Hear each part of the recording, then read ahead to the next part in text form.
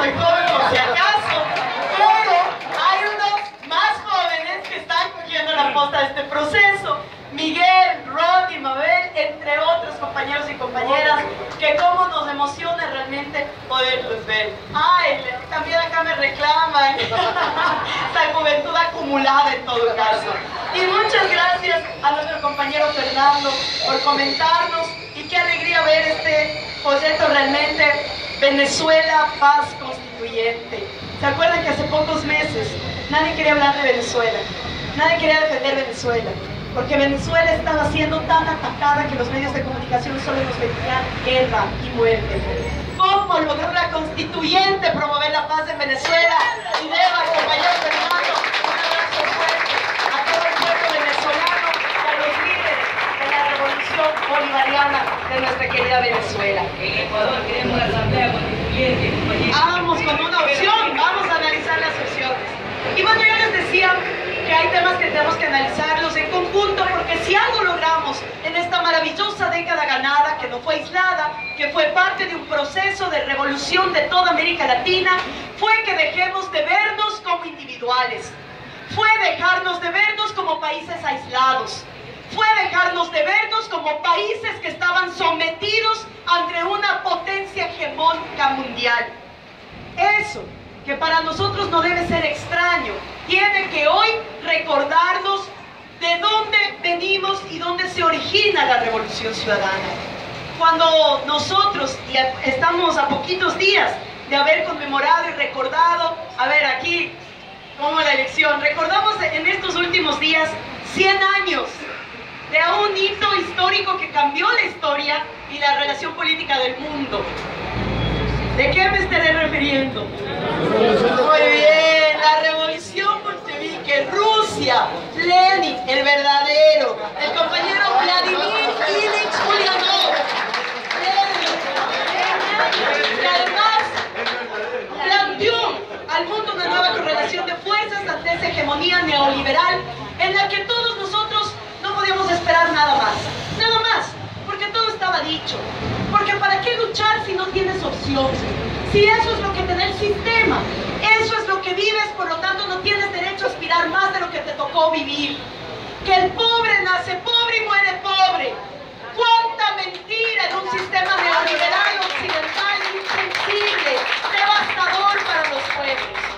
Y ahí se planteó esa lucha por el socialismo, y que no nos duela decirlo y reconocernos como socialistas. Esa también es una de las grandes ganancias que tenemos de la revolución.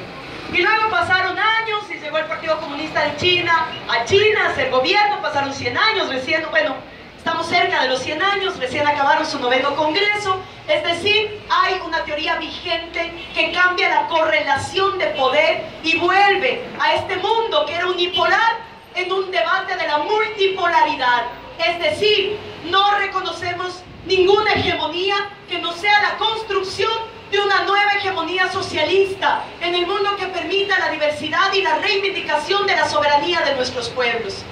Tuvieron que pasar muchas décadas para que nuestros pueblos puedan realmente consagrar procesos de revolución. Y necesariamente tenemos que regresar nuestra vista a Cuba. A Cuba la digna, a Cuba la soberana, a Cuba la valiente, a Cuba la firme.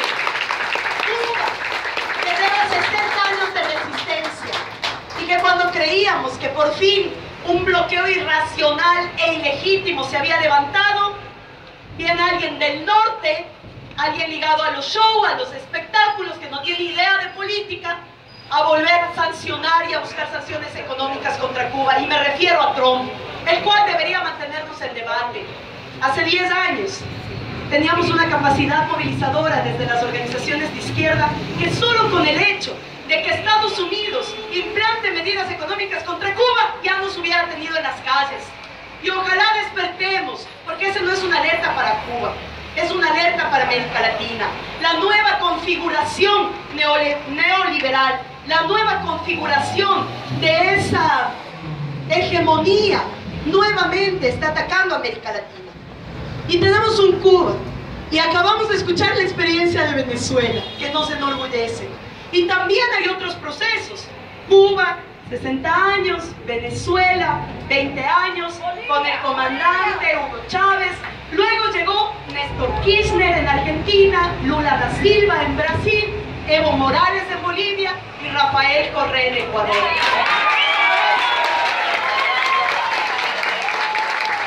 Genera una nueva perspectiva de la política, no solamente en el Ecuador, sino en América Latina misma. ¿Por qué? Porque nos atrevimos a romper el establishment, el status quo, el conformismo. Porque nos atrevimos a confrontar a los poderes económicos. Porque nos permitimos confrontar a los medios de comunicación monopólicos y corporativistas. Porque nos permitimos confrontar a una clase oligárquica que lo único que hizo fue acumular capital mientras la mayoría de nuestros pueblos vivían en la pobreza. Eso se atrevió a hacer la revolución de América Latina. Nuestras revoluciones, plantear el socialismo. Vamos a recibir con un fuerte aplauso al presidente del movimiento Alianza País, Ricardo Castillo Arepa.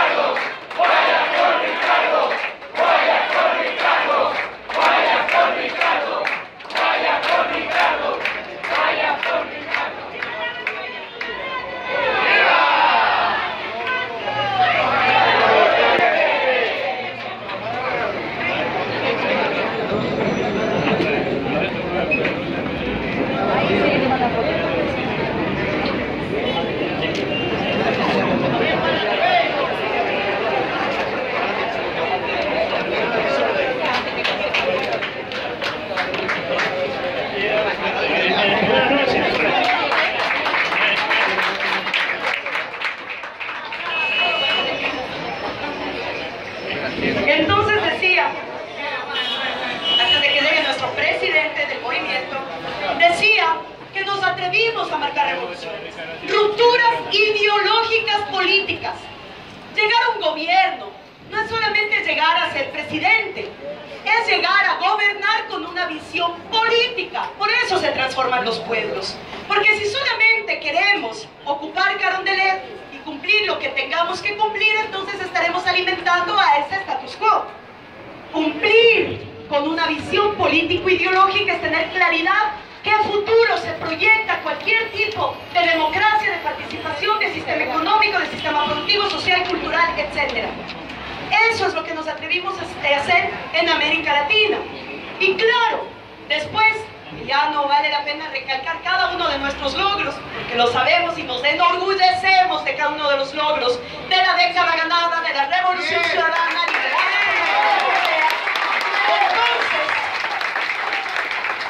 significa que esos poderes a los que golpeamos en Ecuador y en América Latina no nos van a perdonar. No van a perdonar a presidentes que tuvieron el carácter para poner en su sitio a la banca privada, a los poderes económicos, a los medios de comunicación. No van a perdonar haber perdido privilegios. Privilegios que a través de la política de redistribución de la riqueza pudieron hacerse en este país un sistema más equitativo, donde el que más tiene, más pague, para que el que menos tiene tenga igual derecho de toda la sociedad. Y producto de eso, en el Ecuador, 2 millones de ecuatorianos salieron de la pobreza. Esos son los orgullos que tenemos como década ganada y como revolución. Pero entonces, como no nos van a perdonar, aquí se aplica una teoría histórica y algo que además viene a generar bueno, ahí hay otros sinónimos que me están soplando por ahí. Tenemos una realidad, que es cuando alguien o un proceso político es liderado por personajes políticos tan fuertes que son imbatibles en las urnas porque sus pueblos siempre los acompañan. Entonces, una de las alternativas es romper imaginarios y simbolismos. Y esto no es nuevo, decía, porque esto es lo que hemos vivido en nuestra historia. Hace 10 años en este país, decir comunista o socialista no es sacrilegio. ¿Y qué nos decía? Los comunistas come guaguas, en una época donde se repartía folletos populares diciendo que los comunistas se comen guaguas. ¿Para qué? Para borrar el comunismo, para borrar a Vladimir Ilich Ulyanov, a Marx, a Bolívar, a Sandino, a Martín, a Zapata, a todos criminales, Manuel Sanz, que era solo el amante del libertador, al Che, a Chávez, a Néstor y hoy a Rafael Correa. ¿Por qué? Porque son figuras tan fuertes que no quieren que la historia los recuerde. Porque los pueblos, cuando no tienen historia, no pueden saber hacia dónde van ni a dónde dirigirse. Porque la historia es lo que marca la fuerza de los pueblos para saber nuestro origen. Y no es para quedarnos en la historia. Tampoco los que defendemos la revolución ciudadana y la década ganada no es para quedarnos en la década. Es para saber que si pudimos construirlo, podemos hacer mucho más en Ecuador y en América Latina. Entonces, romper imaginarios, símbolos de nuestros procesos de revolución, sino que también buscaron meterse a través de procesos electorales que han sido reveses dolorosos para América Latina, reveses electorales. Entonces tenemos una Venezuela que ha sido atacada permanentemente con golpe de Estado que le dieron a Chávez y luego que el pueblo logró que Chávez retome el gobierno en Venezuela, un golpe blando permanente cargado de violencia. Lograron en Argentina meterse para que gane el macrismo, la expresión conservadora neoliberal más simbólica que tenemos ahora en la región y que tenemos que estar atentos porque lo que está él haciendo, están planteando muchos presidentes y muchos gobiernos de la región, en algunas cosas incluyendo el ecuatoriano. ¿Qué tenemos? En Brasil, un golpe parlamentario patético contra una presidenta electa y golpe parlamentario y acusándola de corrupción. Dejó de ser presidenta y un año después le tuvieron que pedir disculpas porque jamás se comprobó nada de lo que le acusaron.